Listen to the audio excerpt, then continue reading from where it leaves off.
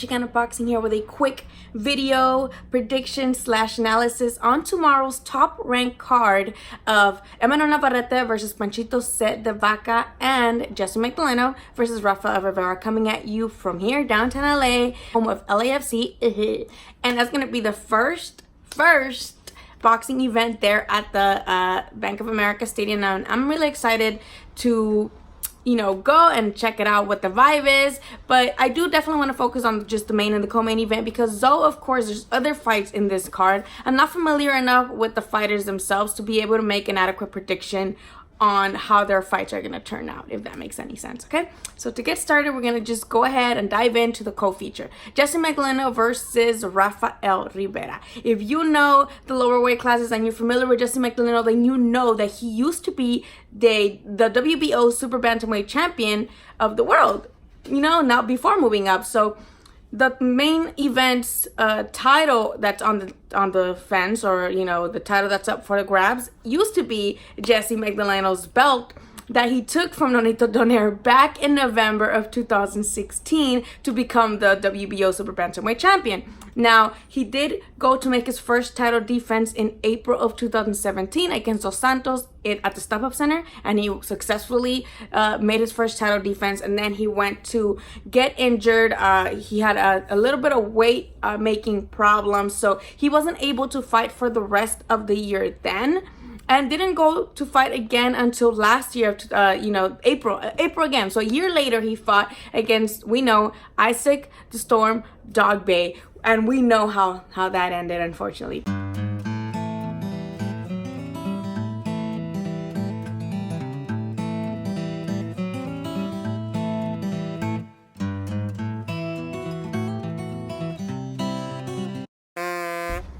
So as Jesse lost that title to Isaac Dogboe, after that he moved up to fight at featherweight, and again he let almost a whole year pass by, and he fought again this past March, and at his first featherweight bout he did pretty good.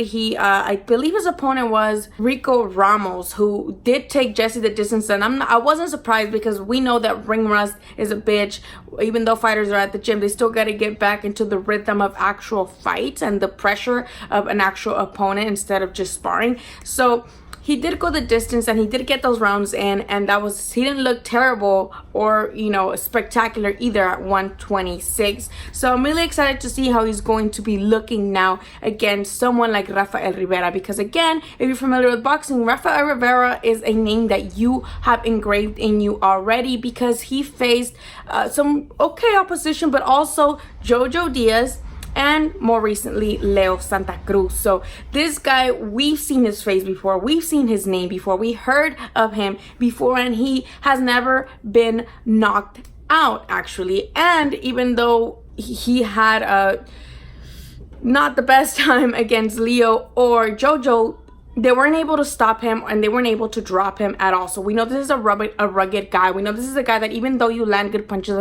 on him, he's not going to be backing down. So it's a good test for Jesse to see where he stands in that division, and it's a good test to keep building him up to eventually maybe another, chance at a title.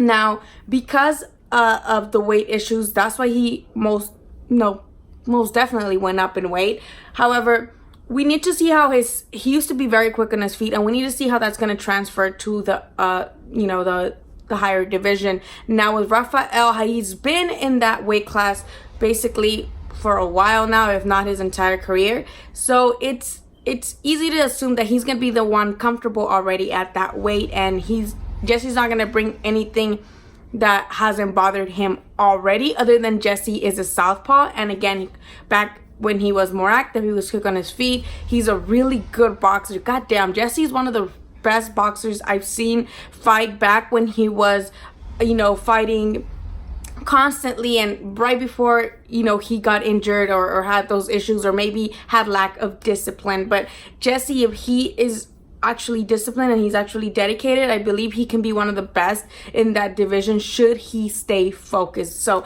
I do think Rafael Rivera is a really good test. I think this fight does go the distance. Jesse does have a really nice poppy hand his punches, but again, we have to check to find out how the ring rust is going to affect them, how going into the new weight class against somebody better than Rico Ramos is going to basically look with Jesse. So I want to see how he's gonna perform, but I'm gonna be making the prediction here that this does go the distance and is a definitely a brain fart, definitely a unanimous decision win for Jesse Magdaleno. Now, you know, we've seen with guys after they lose, they don't come back maybe 100% anymore. So there is that chance that Rafael Rivera can pull the upset and take advantage of Jesse's maybe too fast, too soon merging into the featherweight division, or, you know, taking advantage of maybe if he is not all there mentally anymore.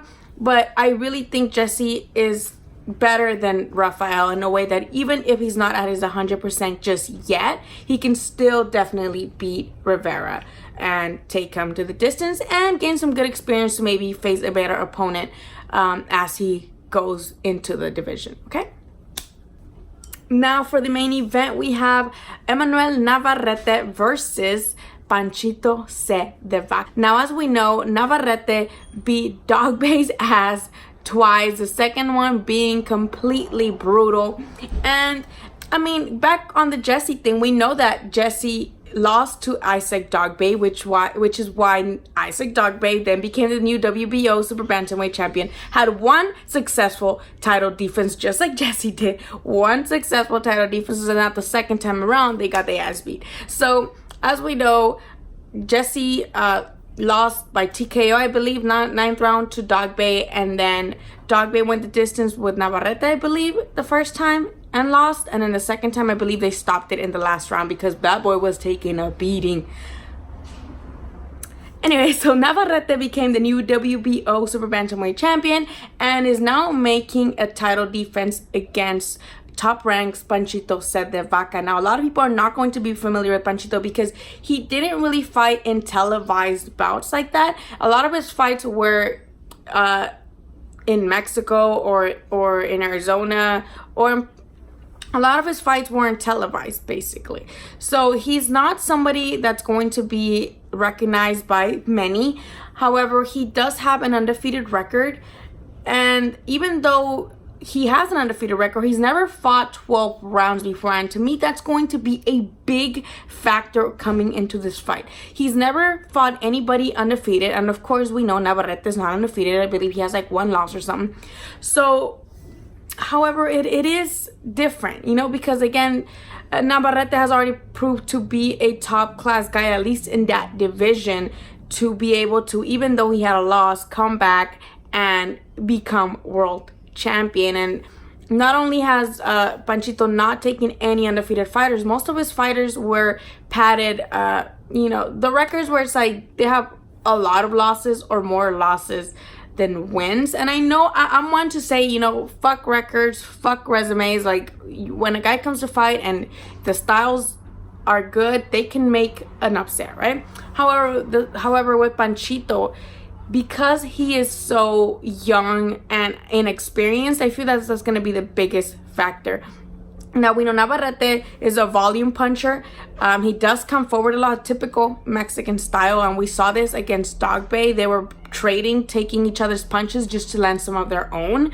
But, you know, I really think that, again, he hung in there with someone like Dogboe, who came like a dog out in the first rounds, you know. So that experience alone, I feel, puts Navarrete way high in advantage. And I know Panchito C. de Vaca is, I'm cool with him and I wish him a lot of success tomorrow, but I do think the inexperience is definitely going to be the biggest factor in him losing this title shot. I think it is a little bit too soon because, again, he has never fought 12 rounds before, so he definitely should have done that first before going to a world championship fight. He also never faced an undefeated fighter before. Another thing I think should have been done before getting a title shot, but I had spoken to him prior to the Navarrete versus Dog Bay fight 2, the rematch, and he had told me that he actually wanted the title shot, that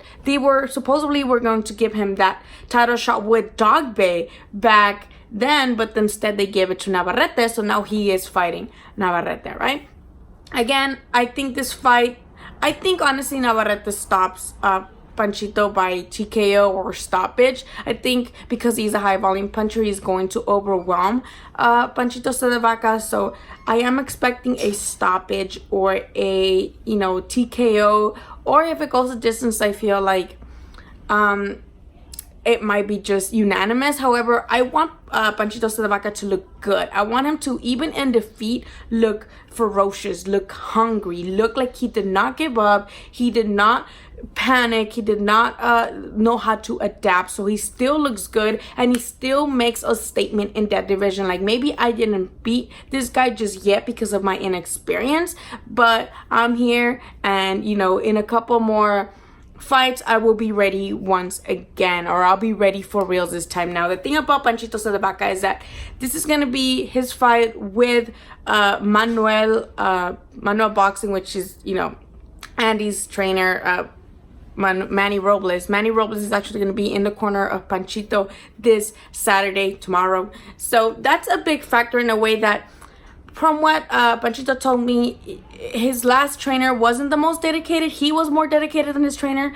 So he said, I was ready to change and actually, get ready and train properly, and not just hit the bags, but spar, train, do pad work, do everything. And what a better time to get a title shot than as he switched to Manny Robles and Estrellita in Legends Boxing Gym in Norwalk. So good for him that he's going to have Manny Robles in his corner. For all we know, what if it's another AJ versus Ray situation where Manny Robles helps this guy pull off an ultimate upset? We never know. Manny Robles has done incredible things with his fighters. So that's the part that I'm like pretty intrigued to see. I want to see how Panchito has improved from his last fights to now with Manny Robles and Estrellita in his corner. So after all that babble, I do want to basically make the official prediction. I think Navarrete stops Panchito because of inexperience, and I think it's either going to be a referee stoppage or maybe a TKO. But it also has the potential to go the distance. And again, I just want to see Panchito look good. I want to see him look hungry. I want to see him look like he didn't just give up and get the chance to just get his ass beat, basically. And again, we know what Navarrete did to Dog Bay, and we know what Dog Bay did to Jesse Magdaleno, who is going to be in the undercard for this event. But I'm really excited to see how these fighters are going to keep progressing in the division, and I'm really excited to see how Jesse's gonna look at featherweight and hopefully maybe fight for a title there. We know that Oscar Valdez, who used to be the WBO featherweight title, vacated that to move up himself. So, I know Shakur Stevenson is going to be fighting for that, but now maybe Jesse against Shakur, or, I know he's fighting Joette, who's also Espinoza Boxing, shot at Espinoza Boxing. But it'll be fun to see how Jesse can merge into that division, and it'll be good to see how Navarrete does to now put him against maybe Danny Babyface Assassin Roman. We know we have who's the other champ? I think it's some Asian guy. Point is, what are your predictions for tomorrow's fight? Drop them down below. I just want to give this announcement. I do know that the parking is going to be $40. So if you bought tickets, Uber, or have somebody drop you off, give your homie $20 so they can drop you off and pick you up, because $40 is a hell of a lot more than I thought they would charge for parking, especially because some tickets were like $25. So why are you gonna pay for a $25 ticket but then $40 parking? Like, that shit makes no sense to me. But I'm not the creator of this event, so I'm just gonna shut the hell up. However, also, I know that there's not a lot of buzz going around about this fight because a lot of people don't pay attention to the lower divisions, but it should be a nice little scrap on Top Rank. Check it out tomorrow. I believe it starts at 6 p.m. on Top Rank ESPN, so check it out. If it's not ESPN, then it's ESPN Plus. You know how that shit goes. But please check it out. Support these fighters. Comment below what you think. And thank you so much for watching. Subscribe, like, follow me on Twitter and Instagram and all that other jizz, alright? Thank you so much for watching, guys. And I'll see you tomorrow at the fights. If you there, say hi. And, you know, just buy me a fucking beer, bitch. Alright? See you later, guys.